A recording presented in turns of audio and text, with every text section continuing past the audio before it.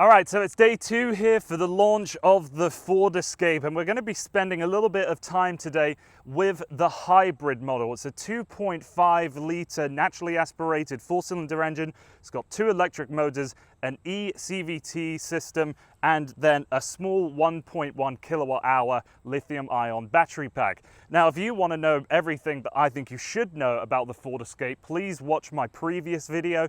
That's going to give a little more in depth about the changes for this vehicle, the magical back seats, and all of the technology as well. I really just want to superficially look at this hybrid system. Now, it's critical to note that not only are we getting this hybrid version, but in a few months' time, we will also be receiving a plug-in hybrid version of the Escape. Not too much information on that right now, so I'm going to gloss over that a little bit. But let's get back on the road here in Louisville, Kentucky, and see what the hybrid's like from behind the wheel. All right, so day 2, we're in the hybrid version, and the surface level things that you need to know: this 2.5 4-cylinder engine is new. It comes with a battery pack that's underneath the front passenger seat. It's 1.1 kilowatts, lithium ion, pretty small, but it is interesting. This is the 4th generation of Ford's battery technology. They've switched from air-cooled to liquid-cooled, as liquid cooling brings along quite a few benefits. It takes up less space. You don't have to worry so much about additional components. There isn't a fan spinning, so there isn't additional noise finding its way into the cabin. So there's a lot of benefits to this system. Front-wheel drive or all-wheel drive configuration. In Canada, we're only able to get the hybrid in the titanium trim. The Americans will be able to get that as an SE. So again, the vehicle you're looking at here, what I'm driving today, is the titanium. So the differences in terms of equipment, I can't really see much. We've got the same 12.3-inch screen with a few different menus, and I'll talk about that in a minute. But dual zone climate control, all of the other comfort features, all the safety tech, that's all here as well.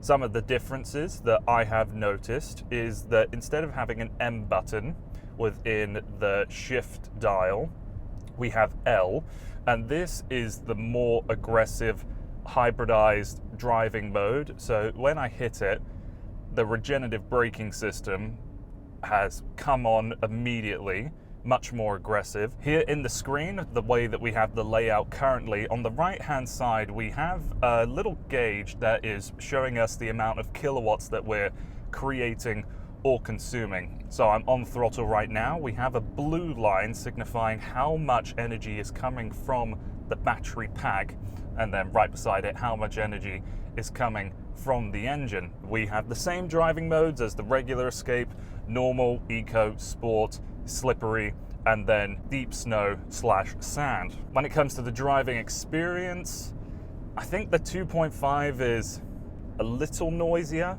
than the 2 litre, definitely not as noticeable as the 1.5 though. Steering weight feels pretty much the same. Braking feel doesn't feel too much different. I mean, I thought the Escape as it was had slightly grabby brakes for my tastes. Here, with the addition of the regenerative brakes, I feel the same way as well, but at least with the regenerative brakes, we've got some electricity going into that battery pack, helping us out for pure electric driving a little later along the line.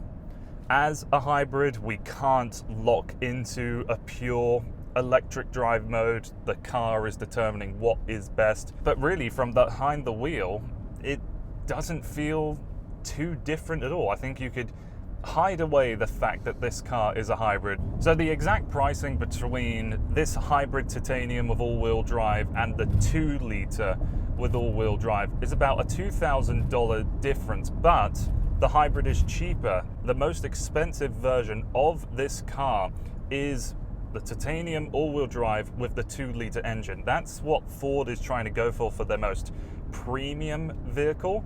I find that surprising, but also a fantastic benefit to a car such as this, that it is coming at a lower price point than the 2 litre. I mean, if you're the kind of individual that is going to use the benefits of hybrid driving, maybe you have a small in-town commute and you can take advantage of all of those all electric driving situations, perhaps the Escape hybrid is the pick of the litter.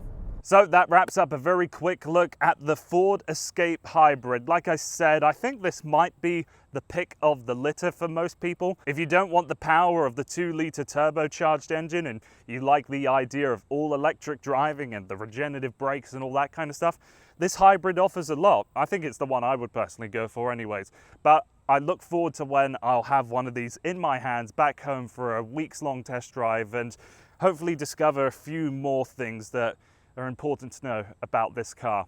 And so that wraps up a very quick look at the Ford Escape Hybrid. If you wouldn't mind liking the video, sharing it if you think other people will like it too, and if you wouldn't mind subscribing so that in the future when I do get this model or the other Ford Escapes when they show up in the press fleet, you can be alerted when those videos are online. Thanks again for watching. Hope to see you again soon.